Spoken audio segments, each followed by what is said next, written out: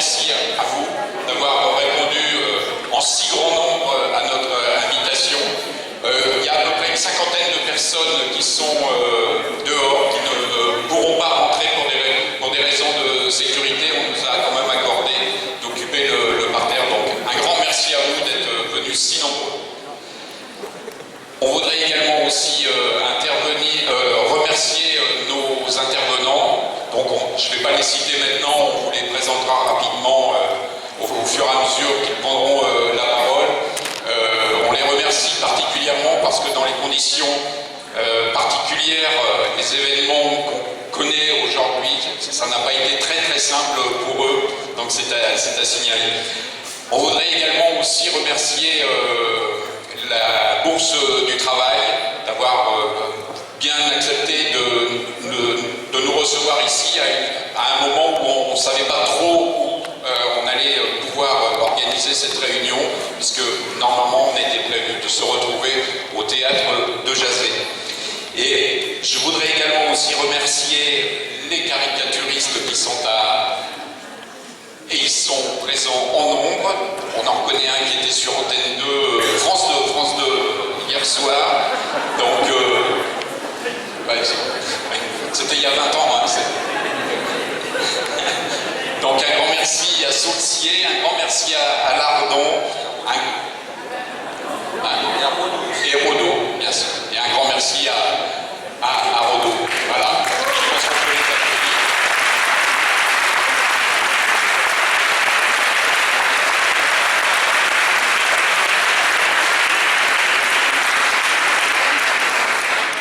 Et surtout un grand merci à l'équipe de Fakir. Et je vais passer tout de suite la parole à François Ruffin.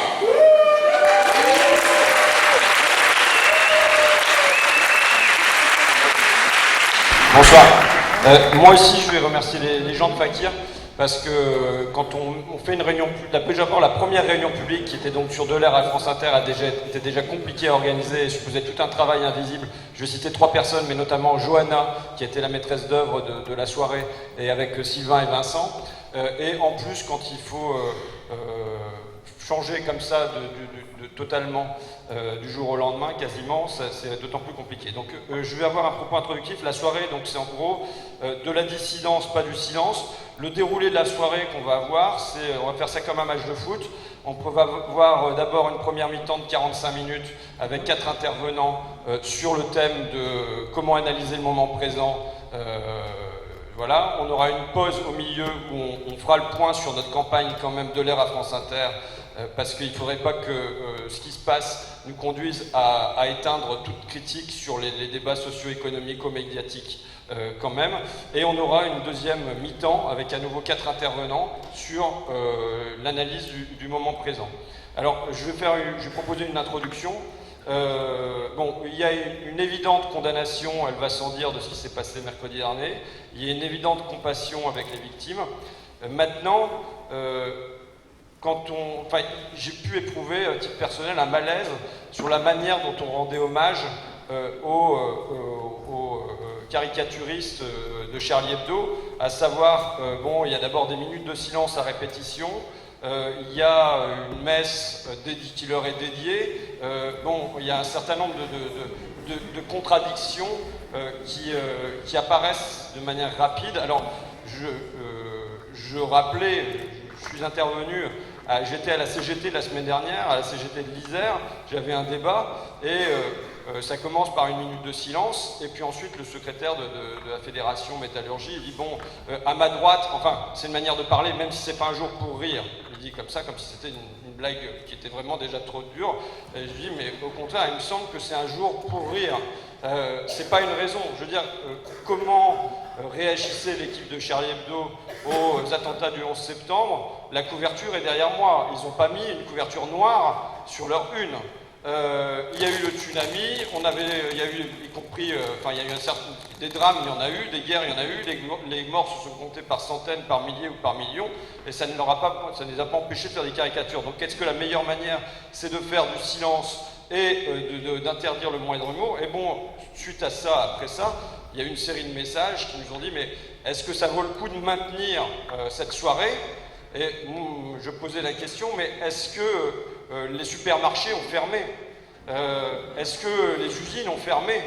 Et en fait, ce qui apparaissait, est-ce que les théâtres ont fermé? Et c'est que bizarrement, c'était les lieux de contre-pensée qui devaient s'arrêter de fonctionner. On devait faire cesser la pensée, et plus particulièrement la contre-pensée. Tout ça en l'hommage à des contre-penseurs. Il est évident qu'on a pu avoir un certain nombre de divisions, d'analyses différentes de l'équipe de Charlie Hebdo sur une certaine série d'affaires, l'affaire Ciné et ainsi de suite. Bon, il y a pu y avoir des questions qui ont été posées, mais on fait l'union au nom de gens qui étaient des diviseurs. Et je pense qu'il y a des vertus aussi parfois à la division. Au nom de la liberté d'expression, il faudrait qu'on ait une expression unanime de notre douleur. Donc, et en même temps, je vois un certain nombre de questions, c'est pas moi qui vais y répondre ici, mais qui peuvent être posées sur le lien, par exemple, entre ces attentats et la politique étrangère de la France, ou qu'est-ce que ça signifie? Non, je ne demande pas d'applaudissements, parce que je n'y réponds pas, mais je pense ça va être ensuite les intervenants qui vont pouvoir le faire, mais qui doivent pouvoir continuer à être posés dans l'espace public. Est-ce que la principale menace pour la liberté d'expression en France aujourd'hui, c'est le terrorisme islamiste? Je le pose comme question et je n'affirme rien. Quel est le sens? Est-ce que c'est un grand élan citoyen auquel on assiste, ou bien est-ce que c'est un grand apéro Facebook finalement de 4 millions de personnes? Je pense que... Alors je faisais le rapprochement au moment où ça se produit. L'an dernier on célébrait 1914, et 1914 commence par un événement, et je trouve que la manière dont s'est propagée la nouvelle sur Charlie Hebdo y ressemble, les nouvelles technologies en plus, c'est ils ont tué Jaurès. On a tous vu des films, des livres où on voit la nouvelle se propager à travers la France sur le thème ils ont tué Jaurès. Là ils ont tué Charlie, qui se propageait par SMS, par Facebook, par machin, un peu de la même manière, un phénomène de contagion. Et je rappelais que bizarrement, lui qui avait lutté, lui qui avait divisé, Jaurès était un diviseur quelque part, lui qui avait lutté pour la paix, c'est autour de sa tombe qu'on est venu signer l'union sacrée pour la guerre. Donc il ne faudrait pas qu'à un siècle d'intervalle, une histoire, sinon, se répète de manière similaire, mais enfin qu'on a gelé la pensée, on a interdit la contre-pensée à partir du moment où il y a eu cette union sacrée sur la tombe de Jaurès. Et je constatais que, de mon point de vue, il y a eu peu d'analyses qui ont été fournies, et je pense que ce soir, ça va être une soirée où il y a des rapports différents à l'équipe de Charlie qui vont venir s'exprimer. Il va y avoir des rapports différents au slogan « Je suis Charlie ». Il va peut-être y avoir de la polémique, il va y avoir du dissensus, et il me semble, de mon point de vue, que c'est aussi une bonne manière de rendre hommage à des gens qui pouvaient être des polémistes. Voilà, je vous remercie, et la première personne qu'on va appeler à la tribune, c'est Emmanuel Vire, du SNJ-CGT, donc secrétaire du SNJ-CGT.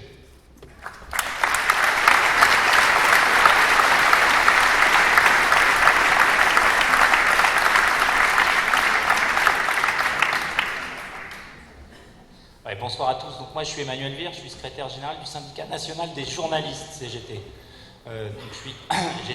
On n'avait pas prévu que je m'exprime ce soir. C'est Lionel Thompson, notre délégué syndical de France Inter, que vous connaissez par son émission Interception du dimanche matin, qui devait parler évidemment de notre opération de l'air à France Inter.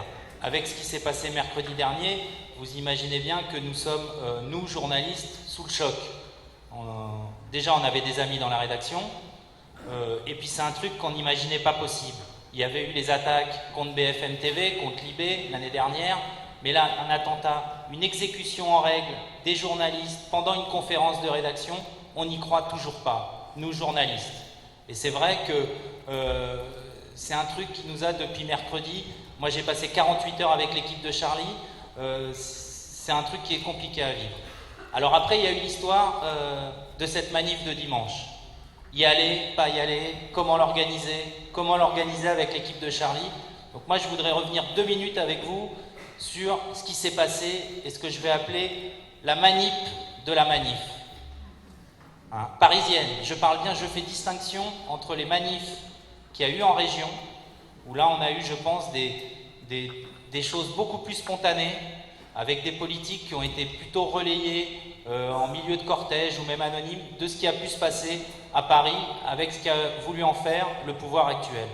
Et on a eu un problème à gérer, c'est comment faire pour que l'équipe de Charlie, qui souhaitait participer à cette marche, puisse le faire dignement et ne soit pas récupérée, tout en sachant qu'elle allait l'être. Évidemment. Évidemment. Alors il y a eu l'histoire de l'unité nationale. On va faire l'unité nationale. J'ai participé à l'Assemblée, à la négociation sur une déclaration commune de toutes les partis, associations, organisations syndicales, pour appeler à cette manif de dimanche. Ça aussi, ça a été compliqué. Déjà, de voir ou pas si le FN serait là, et moi, c'est la première fois que je participais à une réunion avec Brice Hortefeux. Ça m'a fait très très bizarre. Ça m'a fait très très bizarre. Et dès que je parlais de la mort des journalistes, il me contrait en me disant « mais il y a aussi des policiers qui sont morts ». Ah bah oui, c'est vrai. Donc c'était compliqué. On a décidé d'y aller parce que dans l'appel, on a ôté toute référence justement à cette pseudo-unité nationale ou à cette pseudo-union. La dernière phrase qui était prévue dans le communiqué très minimaliste, parce que forcément le communiqué il est minimaliste, vu les organisations qui l'ont signé, la dernière phrase prévue par les partis politiques qui ont voulu au départ préempter totalement la manif, c'était « face à la barbarie, pour défendre les valeurs de la République, nous devons être unis ». Comment signer ça avec des gens pareils? C'est totalement impossible.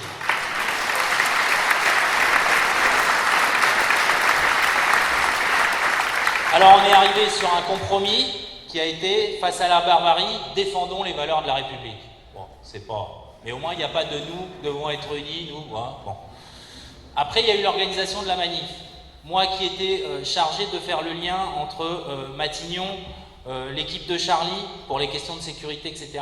Évidemment, jusqu'à samedi 18h, je ne savais pas qu'il y aurait la présence de tous ces chefs d'État. Il y avait la rumeur de la présence d'Hollande, et puis petit à petit, ils nous ont fait monter la sauce. Et puis dans la nuit de samedi à dimanche, j'apprenais qu'il y avait Bongo, il y avait Netanyahou. Alors on me dit, ouais, mais Netanyahou, il n'a pas demandé au pouvoir pour venir. Hein. Mais tu comprends, on ne peut pas, parce qu'il y a eu des victimes juives, etc. Ah bon. Mais on a demandé qu'il y ait Abbas aussi. Ah, bah, si Abbas, bon. Et puis voilà, ça s'est réglé. Ils m'ont dit, mais il faut que tu viennes à 9h le matin, au poste de commandement, parce que tu comprends, il y a tous les présidents et tout. Donc je me suis retrouvé dans un truc, dans un poste de commandement, avec toutes les huiles, les officiels. On m'a dit, bon, maintenant, on va te fournir une escorte, une bagnole, tu vas aller chercher les familles à 13h dans un lieu top secret dans Paris, tu les ramènes, etc. On a fait un carré ultra sécurisé, 800 personnes du service d'ordre de la CGT, rien que pour les familles, 800 personnes. Et ce qu'on a obtenu au final, c'est qu'on soit devant les chefs d'État, physiquement. Ce qui ouvrait la manif, c'était l'équipe de Charlie, le syndicat de journalistes, et puis les chefs d'État qui sont restés 30 minutes, et après les véhiculés gouvernement qui sont restés 45 minutes. Donc la vraie marche, moi j'ai sorti un communiqué dans la nuit du samedi à dimanche, c'est-à-dire, ils seront là, mais nous ne les verrons pas. Nous étions obligés hier de manifester pour nos confrères, pour nos collègues de Charlie Hebdo. S'ils nous avaient dit, vous venez pas, on ne le faisait pas. Mais là, c'était leur vœu, on l'a fait. Maintenant, aujourd'hui, l'émotion elle est retombée, enfin, elle commence à retomber, le choc va être dissipé, il ne faut surtout pas on sait ce qui va nous arriver.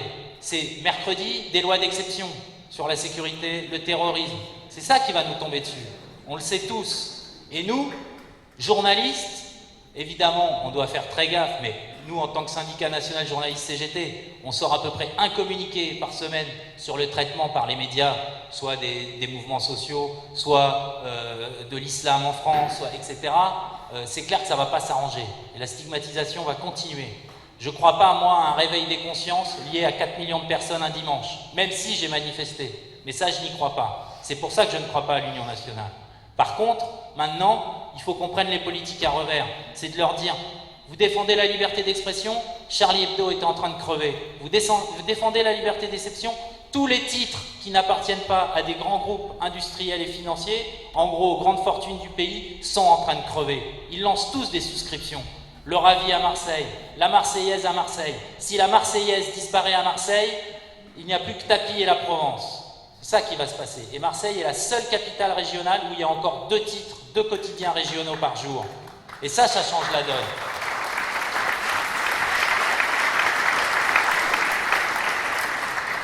Donc maintenant, c'est à nous d'exiger une autre politique en matière de presse et de médias. C'est aussi l'objet de ce soir sur France Inter.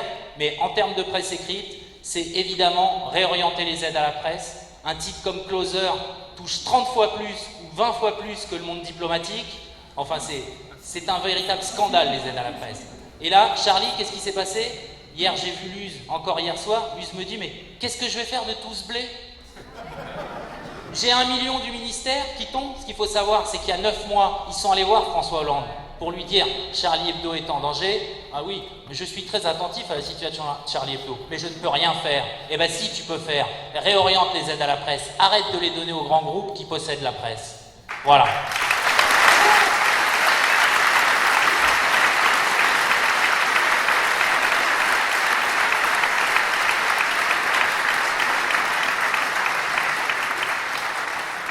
Et sur le traitement médiatique, je voulais terminer par ça. Évidemment, ça a commencé dès hier soir, les comptes rendus de la manif.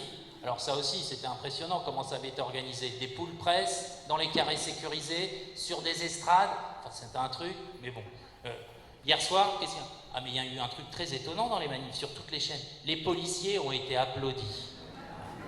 Mais c'est vrai, j'y étais, les policiers ont été applaudis. Sauf que derrière les familles, il y avait la banderole des syndicats de journalistes, de la Fédération internationale des journalistes, qui représente 600 000 journalistes dans le monde. On brandissait nos cartes de presse, on a été acclamés pendant toute la manif. Et c'est rare que des journalistes soient acclamés. Ça aussi, et pas un mot dans les médias, pas un mot. Donc maintenant, ça suffit, on a besoin de vous, les journalistes ont besoin de vous, oui. Et la CGT journaliste a besoin de vous. Nous allons organiser des manifestations, évidemment, et cette fois-ci, sans les politiques, sans les huiles, sans les dictateurs. Merci.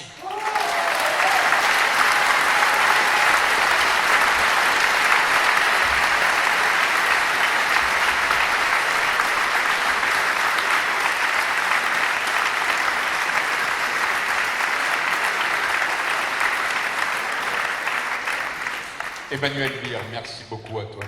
Donc, je vais vous indiquer qui va prendre la parole, autant pour les intervenants, parce que vous voyez, on travaille sans filet, on a monté le truc à toute vitesse. Donc, prendront tout de suite la parole Frédéric Lordon, ensuite Éric Coquerel ou Daniel Simonet. Je vois que Daniel est là, mais alors ce sera ou et, je ne sais pas. Hein. Ensuite, ce sera Gérard Mordilla. Et ensuite, Julien Salang. Je donne tout de suite la parole à Frédéric Lordon. Donc, pour ceux qui ne le connaissent pas, Frédéric... Ouais, je vais te prêter mon micro.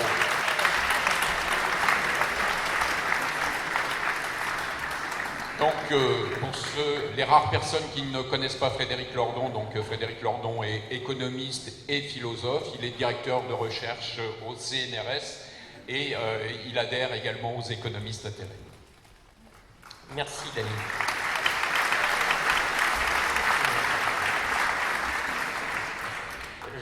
Je crains d'intervenir dans un registre un peu plus formel que Emmanuel Beer, mais bon. Lorsque le pouvoir de transfiguration de la mort, ce rituel social qui commande l'éloge des disparus, se joint à la puissance d'une émotion commune à l'échelle de la société tout entière, il est à craindre que ce soit la clarté des idées qui passe un mauvais moment. Il faut sans doute en prendre son parti, car il y a un temps social pour chaque chose, et chaque chose a son heure sociale sous le ciel. Un temps pour se recueillir, et un temps pour tout dire à nouveau. Mais qu'on se doive d'abord à la mémoire de ceux qui sont morts n'implique pas, même au plus fort du traumatisme, que toute parole nous soit interdite. Et notamment pour tenter de mettre quelques clarifications dans l'inextricable confusion intellectuelle et politique qu'un événement si extrême ne pouvait manquer en soi de produire, à plus forte raison sous la direction éclairée de médias qui ne louperont pas une occasion de se refaire la cerise sur le dos de la liberté d'expression et de politiques experts en l'art de la récupération. Disons tout de suite que l'essentiel de cette confusion se sera concentré en une seule phrase, « Je suis Charlie », qui semble avoir tout d'une limpide évidence, quand tant d'implicites à problème s'y trouvent repliés. Je suis Charlie. Que peut bien vouloir dire une phrase pareille, même si elle est en apparence d'une parfaite simplicité? On appelle métonymie la figure de rhétorique qui consiste à donner une chose pour une autre, avec laquelle elle est dans un certain rapport. L'effet pour la cause, le contenu pour le contenant, ou la partie pour le tout. Dans Je suis Charlie, le problème du mot Charlie vient qu'il renvoie à une multitude de choses différentes possibles, mais liées entre elles sous un rapport de métonymie. Or, ces choses différentes appellent de notre part des devoirs différents, là où précisément leurs rapports de métonymie tendent à les confondre et à tout plonger dans l'indistinction. Charlie, ce sont d'abord des personnes humaines, privées. Par bonheur, on s'est avisé assez rapidement que dire simplement Charlie pour les rassembler faisait bon marché de 2 policiers, un agent de maintenance, un malheureux visiteur de ce jour-là, et puis aussi de 5 autres personnes, dont 4 juives, tuées les 2 jours d'après. Sauf à avoir rompu avec toute humanité en soi, on ne pouvait qu'être frappé de stupeur et d'effroi à la nouvelle de ces assassinats. Mais l'émotion n'a été si considérable que parce qu'il était perceptible à tous que ce qui venait d'être attaqué excédait évidemment les personnes privées. Et voici donc le deuxième sens possible de Charlie.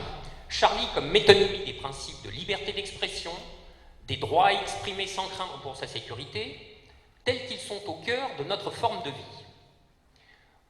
On pouvait donc sans doute se sentir Charlie pour l'hommage aux personnes tuées, à la condition toutefois de se souvenir que des personnes tuées, il y en a régulièrement. Ziad Ebouna, il y a quelque temps, Rémi Fraisse, il y a peu, et que la compassion publique se distribue parfois d'une manière étrange, je veux dire étrangement inégale. On pouvait aussi se sentir Charlie au nom de l'idée générale, sinon d'une certaine manière de vivre en société, du moins d'y organiser la parole, c'est-à-dire au nom du désir de ne pas s'en laisser compter par des agressions qui entreprennent de la nier radicalement. Et l'on pouvait trouver qu'une communauté qui s'est retournée ainsi à l'un de ses dénominateurs communs les plus puissants fait une démonstration de sa vitalité. Mais les choses deviennent moins simples quand Charlie désigne, et c'est bien sûr cette lecture immédiate qui avait toute chance d'imposer sa force d'évidence. Quand Charlie donc désigne non plus des personnes privées, ni des principes généraux, mais des personnes publiques rassemblées dans un journal. On peut sans la moindre contradiction avoir été accablé par la tragédie humaine et n'avoir pas varié quant à la vie que ce journal nous inspirait, et depuis longtemps. Pour ma part, il était un objet de violents désaccords politiques. Si, comme il était assez logique de l'entendre, Je suis Charlie était une injonction à s'assimiler au journal Charlie, cette injonction-là, personnellement, m'était impossible. Je ne suis pas Charlie, et je ne pouvais pas l'être, à aucun moment. Je le pouvais d'autant moins que cette formule a fonctionné comme une sommation, et nous avons en quelques heures basculé dans un régime de commandement inséparablement émotionnel et politique. Dès ces premiers moments, la diffusion comme traînée de poudre du « Je suis Charlie » a fait irrésistiblement penser au « Nous sommes tous américains » du journal Le Monde du 12 septembre 2001. Il n'a pas fallu une demi-journée pour que cette réminiscence se confirme, et c'est Libération qui s'est chargé de faire passer le mot d'ordre à la première personne du pluriel. « Nous sommes tous Charlie ». Bienvenue dans le monde de l'unanimité décrétée et malheur aux réfractaires. Et puis surtout, célébrons la liberté de penser sous l'écrasement de tout dissensus, en mélangeant subrepticement l'émotion de la tragédie et l'adhésion politique implicite à une ligne éditoriale. Ceci d'ailleurs au point de faire à la presse anglo-saxonne le procès de se montrer hypocrite et insuffisamment solidaire quand elle refuse de republier les caricatures.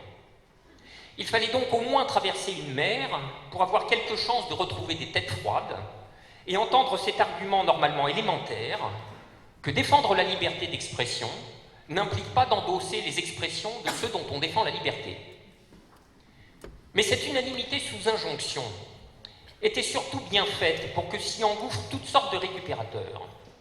Les médias d'abord, dont on pouvait être sûr que dans un réflexe opportuniste, somme toute très semblable à celui des pouvoirs politiques dont ils partagent le discrédit, ils ne manqueraient pas pareille occasion de s'envelopper dans la liberté de la presse, cet asile de leur turpitude. À l'image par exemple de Libération, qui organise avec une publicité aussi ostentatoire que possible l'hébergement de fortune de Charlie Hebdo. Libération, ce rafio, vendu à tous les pouvoirs temporels, auto-institué dernière demeure de la liberté d'expression, peut-être en tous les sens du terme d'ailleurs.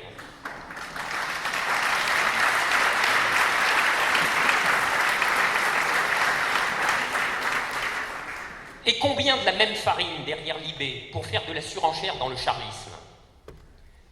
Si cet homme qui, dit-on, riait de tout revenait en ce siècle, il mourrait de rire assurément, écrit Spinoza dans l'une de ses lettres. Et c'est vrai qu'il y a de quoi rire longtemps, à voir ainsi les organes de la soumission à l'ordre social entonner avec autant de sincérité l'air de l'anticonformisme et de la subversion radicale. Rire longtemps, mais enfin pas trop quand même, car il faudra songer un jour à sortir de cette imposture. Ce sera sans l'aide du pouvoir politique, qui n'a jamais intérêt au décidement, et à qui l'Union nationale a toujours été la plus fidèle des ressources. Union nationale et même internationale en l'occurrence, dont une version carabinée nous aura été administrée.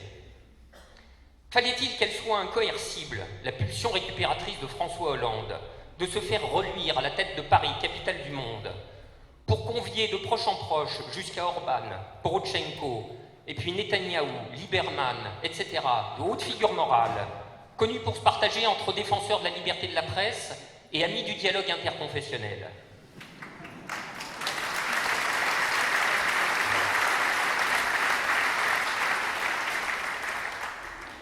Par bonheur, il s'est trouvé déjà suffisamment de voix pour s'inquiéter des usages, ou plutôt des mésusages, que ce pouvoir ne manquera pas de faire d'une mobilisation de masse qu'il s'empressera de considérer comme un mandat.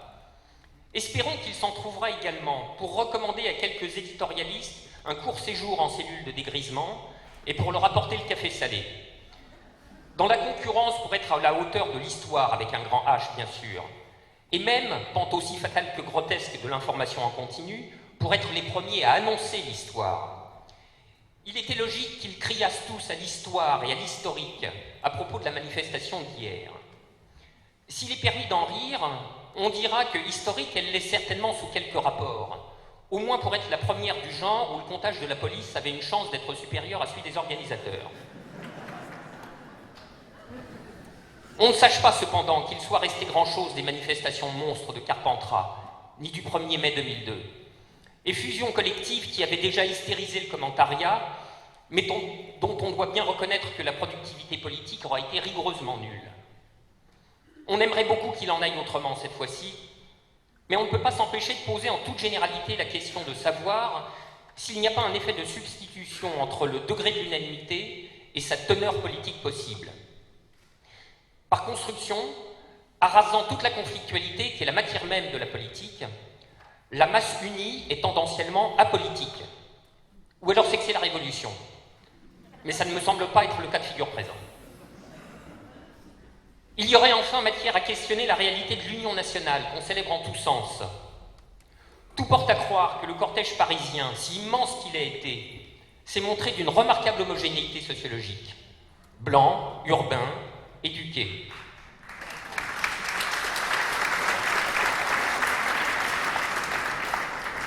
C'est que le nombre brut n'est pas en soi un indicateur de représentativité. Il suffit que soit exceptionnellement élevé le taux de mobilisation d'un certain sous-ensemble de la population pour produire un résultat pareil. Alors, Union nationale, Peuple en marche, France debout, il s'agirait peut-être d'y regarder à deux choix, et notamment pour savoir si cette manière de clamer la résolution du problème par la levée en masse n'est pas une manière spécialement insidieuse de reconduire le problème ou d'en faire la dénégation. À l'image des dominants, toujours portés à prendre leurs particularités pour de l'universel et à croire que leur être au monde social épuise tout ce qu'il y a à dire sur le monde social, il se pourrait que les cortèges d'hier aient surtout vu la bourgeoisie éduquée contempler ses propres puissances et s'abandonner au ravissement d'elle-même.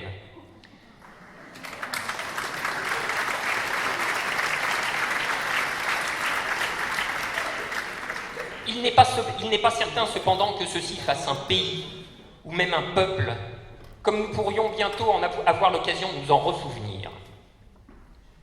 Il y a une façon aveuglée de s'extasier de l'histoire imaginaire, qui est le plus sûr moyen de laisser échapper l'histoire réelle, celle qui s'accomplit hors de toute fantasmagorie, et le plus souvent dans notre dos. Or, l'histoire réelle qui s'annonce a vraiment une sale gueule. Si nous voulons avoir quelque chance de nous la réapproprier, passer le temps du deuil, il faudra songer à sortir de l'hébétude et à refaire de la politique, mais pour de bon.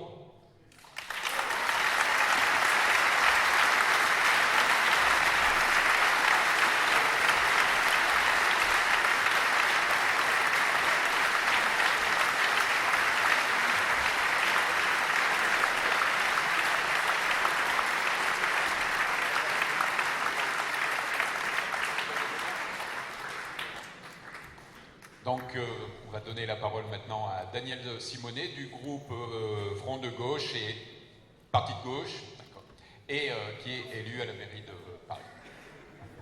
Bon, bonsoir tout le monde. Je suis ravie d'intervenir après Frédéric Lordon. Je remercie Fakir pour cette soirée, parce qu'on en a bien besoin. Et le thème de cette soirée, vraiment, ce qu'on a échangé dans le titre, la dissidence, pas le silence. Et si le poison, c'était pas l'unanimisme, bien sûr, le poison, c'est l'unité nationale, le poison, c'est l'union sacrée. Et justement, moi, la différence de Frédéric Lordon, je pense qu'il y a des choses très intéressantes dans la manifestation d'hier. Parce qu'en fait, il y a eu deux manifs.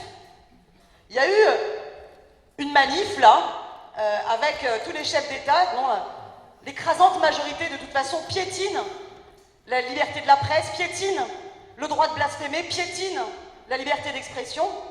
Et puis, il y a eu une grande manif. Qu'est-ce qu'elle signifie, cette grande manif? À quoi est-ce qu'elle va pouvoir servir?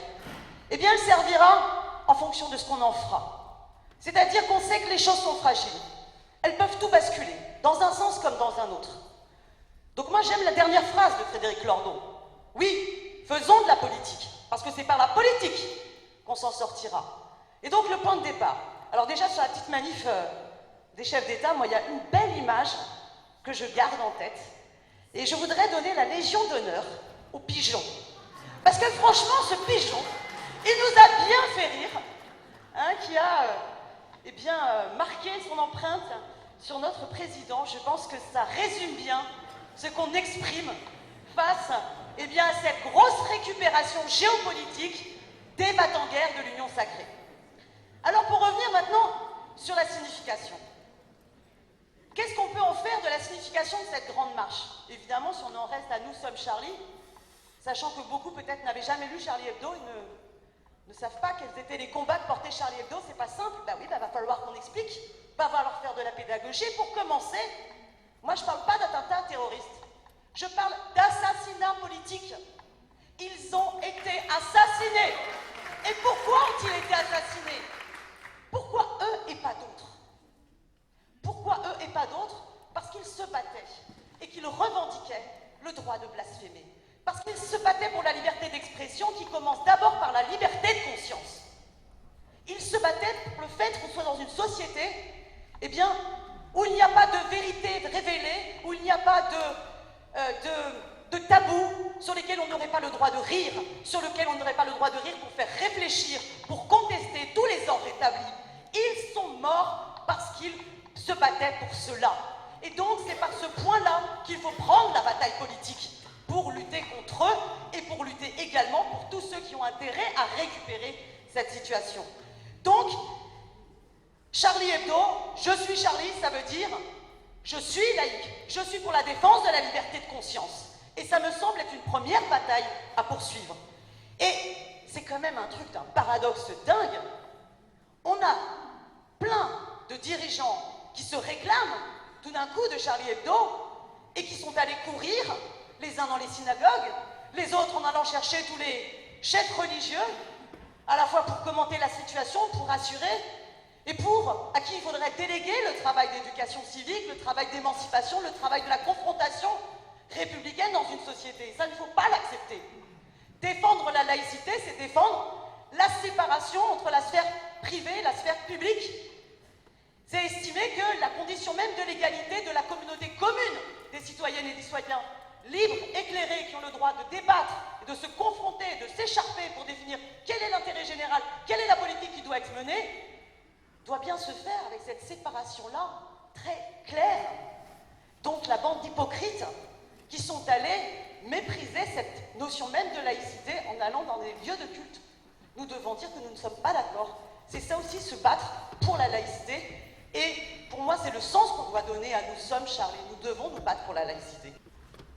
La grande manip faite par l'EPS et par le gouvernement et François Hollande, telle qu'elle a été décrite par le camarade du SNJ-CGT, moi aussi j'y ai assisté, puisque je me suis retrouvée dans la première réunion entre tous les partis politiques, où quand on nous avait convié le Parti Socialiste, on était censé être entre partis de gauche, on découvre qu'il y a le MoDem, qu'il y a l'UDI, et que l'UMP s'excuse, mais qu'elle devait être là, et dans l'après-midi, la deuxième réunion, on découvre Brice Hortefeux. Franchement, Moi, j'ai fait plein de réunions unitaires, mais alors des comme ça, jamais. Ce qu'ils cherchaient à faire, c'était une unité nationale, y compris large, même avec le Front National, pour nous interdire de penser, pour nous interdire de contester, pour nous interdire de nous souvenir sur pourquoi est-ce qu'on en arrive là, alors qu'il y a des causes, il y a des politiques, il y en a qui les dirigent, que ce soit à l'échelle nationale ou internationale. Cette unité nationale, elle sert aussi à justifier des choses en interne et en externe. En interne de l'État-nation, elle sert à quoi? Eh bien, elle sert à diviser. Parce que s'il y a une unité nationale et qu'il faut mener une guerre contre le terrorisme, eh bien, ça veut dire qu'il faut trier et savoir qui sont les ennemis de l'intérieur. Et donc, il faut se diviser. Et ça veut dire aussi qu'il faut fermer sa gueule. Vous allez voir, à partir de demain, non seulement le gouvernement va commencer à présenter ces mesures antiterroristes, et donc les lois liberticides vont s'aggraver, non pas commencer, mais vont s'aggraver.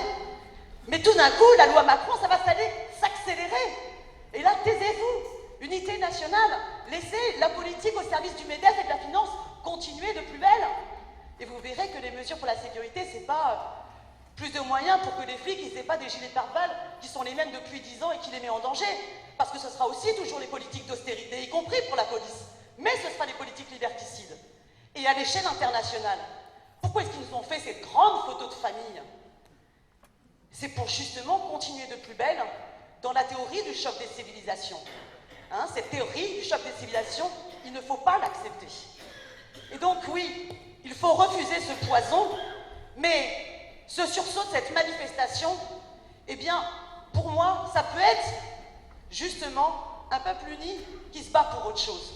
Alors Frédéric Lordon se disait « Ah, c'est l'unanimisme, parce que sinon, ça serait la révolution. » Eh ben merde, c'est pas ce qu'on veut, c'est pas ce qu'on doit, c'est pas ça ce que ça veut dire, je suis Charlie. Eh bien, c'est ça qu'on a à construire. Oui, c'est ça qu'on a à construire. Refuser tous les ordres établis, eh bien, ça doit être de continuer cette bataille, de continuer ce combat. Donc voilà, entre tous les ordres établis, quand on a gueulé « Je suis Charlie », on doit continuer la bataille, et la bataille, c'est une bataille politique.